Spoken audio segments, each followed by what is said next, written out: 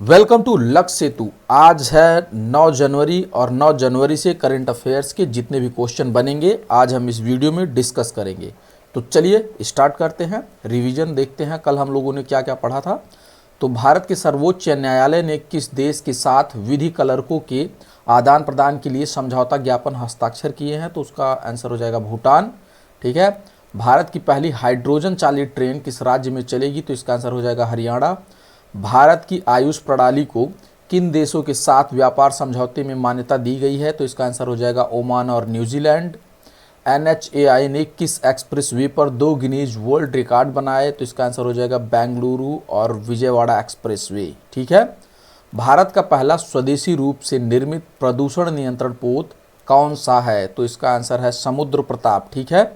पाकिस्तान में हाल ही में खोजे गए एक कुषाणकालीन सिक्के किस शासक के हैं? तो इसका आंसर हो जाएगा वासुदेव। ठीक है। हाल ही में अमेरिका ने वेनेजुएला में कौन सा ऑपरेशन किया? तो इसका आंसर हो जाएगा ऑपरेशन एब्सोल्यूट रिजॉल्व। ठीक है। और जनरल इंश्योरेंस काउंसिल ने किसको स्वास्थ्य बीमा प्रणाली का CEO नियुक्त किया है? तो इसका आंसर हो जाएगा S प्रकाश। और भारत में राष्ट्रीय सिद्धि दिवस प्रतिवर्ष किस दिन मनाया जाता है? तो इसका आंसर हो जाएगा 6 जनवरी। ठीक है। कैलामरियम मेजोरामेंसिस क्या है जिसके बारे में हाल ही में खबरों में चर्चा हुई थी? तो ये है रीड स्नेक की एक नई प्रजाति। ठीक है। और सूर्यास्त्र किससे संबंधित है? तो universal multi calibre rocket launcher से। ठीक है। दुनिया का सबसे बड़ा इलेक्ट्रॉनिक रेल सिस्टम कौन बन गया है? तो इसका आंसर हो जाएगा भारतीय रेलवे। ठीक है। राष्ट्रीय सरस मेला 2026 का आयोजन कहाँ किया जाएगा? तो इसका आंसर हो जाएगा गुंटूर। और आप लोग बताएंगे कि गुंटूर किस राज्य में स्थित है। ठीक है। इसका कमेंट बॉक्स में आप लोग इसका आंसर देंगे। ठीक है। सुरेश कलमाड़ी कौन थे जिनका 82 साल की उम्र में निधन हो गया? तो इसका आंसर हो जाएगा एक राजनेता थे। ठीक है। मुश्किल माहौल में तैनात सैन्य कर्मियों की पीने के पानी की ज़रूरतों को पूरा करने के लिए सी वाटर डिसैलिनेशन सिस्टम को किसने लॉन्च किया है? तो इसका आंसर हो जाएगा DRDO। ठीक है। 4 से 14 साल के बच्चों के लिए मूल्य आधारित शिक्षा पर फोकस करने के लिए किस राज्य में संस्कारशाला पहल को शुरू किया गया है? तो असम में। क्या चालू किया गया है? संस्कारशाला जो है असम में। इस सभी क्वेश्चन को डिस्क्रिप्शन सहित हमने पिछले वीडियो में डिस्कस किया है, तो आप लोग वीडियो को पूरा देखें। तो चलिए आगे बढ़ते हैं। आज का क्वेश्चन है भारत का व्यावसायिक रूप से बायोविटामिन के उत्पादन में विश्व में कौन सा स्थान है? तो इसका आंसर हो जाएगा पहला स्थान है। ठीक है। विटामिन कच्चे तेल से प्राप्त एक काला गाढ़ा हाइड्रोकार्बन मिश्रण है और सड़क निर्माण में प्राथमिक बंधन सामग्री के रूप में कार्य करता है। ठीक है। बायोविटामिन का उत्पादन बायोमास और कृषि अपशिष्ट से किया जाता है। ठीक है। भारत में प्रौद्योगिकी विकास और हस्तांतरण में CSIR की महत्वपूर्ण भूमिका है। ठीक है। और फसल अवशेषों को जलाना मौसमी वायु प्रदूषण का एक प्रमुख स्रोत है। ठीक है। तो चलिए आगे बढ़ते हैं। किसने 2026 को अंतर्राष्ट्रीय चारागाह वर्ष घोषित किया है? तो इसका आंसर हो जाएगा यूनाइटेड नेशन। ठीक है। 2026 को संयुक्त राष्ट्र द्वारा चारागाहों और पशुपालकों के लिए अंतर्राष्ट्रीय वर्ष के रूप में नामित किया गया है। ठीक है। घास के मैदान और सवाना प्रमुख लेकिन कम पहचाने जाने वाले कार्बन सिंक हैं। ठीक है। UNFCCC मुख्य रूप से कार्बन प्रबंधन के माध्यम से जलवायु परिवर्तन के शमन पर ध्यान केंद्रित करता है और UNDCCD भूमि क्षरण तटस्थता और चारागाह संरक्षण पर जोर देता है। ठीक है। तो चलिए आगे बढ़ते हैं। HSBC प्राइवेट बैंक ने किसको नया CEO नियुक्त किया है? तो इसका आंसर हो जाएगा इडा लियू को। ये है इडा लियू। ठीक है। तो इनको आप याद कर लेंगे। चलिए आगे बढ़ते हैं। भारतीय सेना ने ड्रोन युद्ध के लिए किस बल का गठन किया है? तो इसका आंसर हो जाएगा भैरव बल। ठीक है। भैरव भारतीय सेना का एक नई तकनीक पर आधारित विशेष बल है। भैरव के सभी ऑपरेटिव ड्रोन आधारित युद्ध में प्रशिक्षित हैं। ठीक है। और इस बल का उद्देश्य पैरा SF और नियमित पैदल सेना इकाइयों के बीच सेतु का काम करना। ठीक है। संकर युद्ध हाइब्रिड वॉरफेयर में पारंपरिक, अनियमित और तकनीकी तरीके से शामिल होते हैं। ठीक है।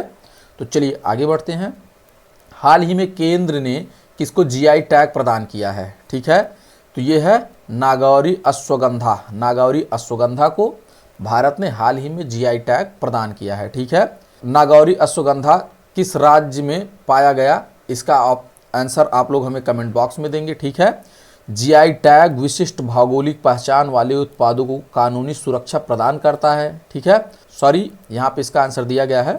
तो नागौरी अश्वगंधा राजस्थान का दूसरा जीआई टैग कृषि उत्पाद है। तो यहाँ पे आप लोग देंगे कि राजस्थान का पहला जीआई टैग पाने वाला क्या है? इसका आंसर आप लोग हमें कमेंट बॉक्स में देंगे। ठीक है, तो अश्वगंधा आयुर्वेद में प्रयुक्त होने वाला एक प्रमुख औषधि पौधा है। ठीक है, और जीआई पंजीकरण से उत्पादों में मिलावट और उनके नामों के दुरुपयोग को रोकने में मदद मिलती है। तो चलिए आगे बढ़ते हैं। हाल ही में गोवा के मुख्यमंत्री ने किसके नए संस्करण का शुभारंभ किया है? ठीक है, तो इसका आंसर है हिस्ट्री दैट इंडिया इग्नोर्ड। ठीक है, भारत का वह इतिहास जिसे भारत ने नज़रअंदाज किया, इसका जो है शुभारंभ किया गया। ठीक है, भारत का वह इतिहास जिसे भारत ने नज़रअंदाज किया भारत के स्वतंत्रता संग्राम के कम ज्ञात पहलुओं पर केंद्रित है।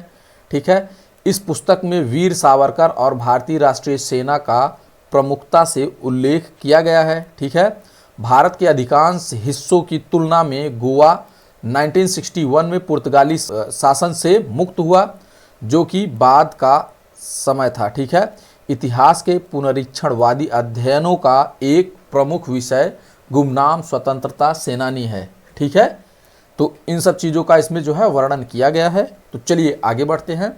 IICDEM लोकतंत्र और चुनाव प्रबंधन पर पहले भारत अंतर्राष्ट्रीय सम्मेलन, ठीक है, 2026 वैश्विक लोकतंत्र सम्मेलन की मेजबानी कौन करेगा? तो इसका आंसर हो जाएगा भारत निर्वाचन आयोग। ठीक है, भारत निर्वाचन आयोग क्या करेगा? लोकतंत्र और चुनाव प्रबंधन पर पहले भारत अंतर्राष्ट्रीय सम्मेलन 2026 पे भारत द्वारा आयोजित चुनाव प्रबंधन पर एक अंतर्राष्ट्रीय सम्मेलन का पहला संस्करण जो है किया जाएगा। ठीक है, और IIIDEM भारत के चुनाव आयोग के तहत कार्य करता है। ठीक है, अंतर्राष्ट्रीय IDEA विश्व स्तर पर सतत लोकतंत्र को बढ़ावा देता है। ठीक है, भारत 2026 में अंतर्राष्ट्रीय IDEA के सदस्य देशों की परिषद की अध्यक्षता करेगा। ठीक है, तो चलिए आगे बढ़ते हैं।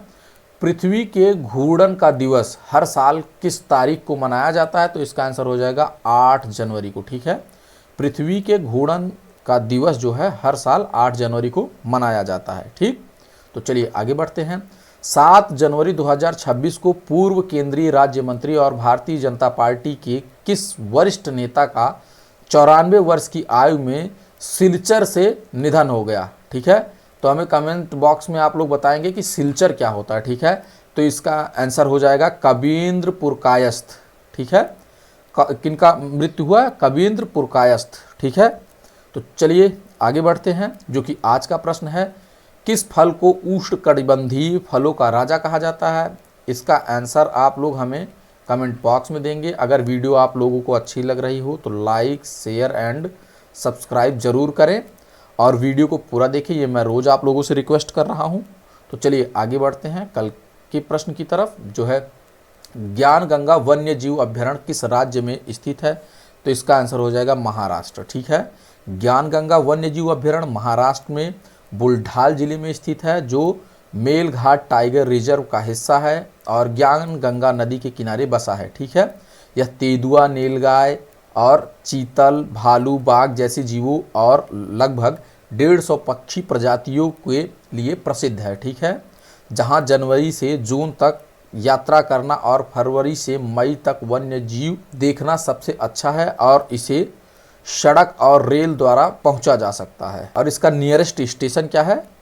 खामगांव स्टेशन जो है इससे सबसे नियरेस्ट रेलवे स्टेशन है। ठीक है, thanks for watching, please subscribe.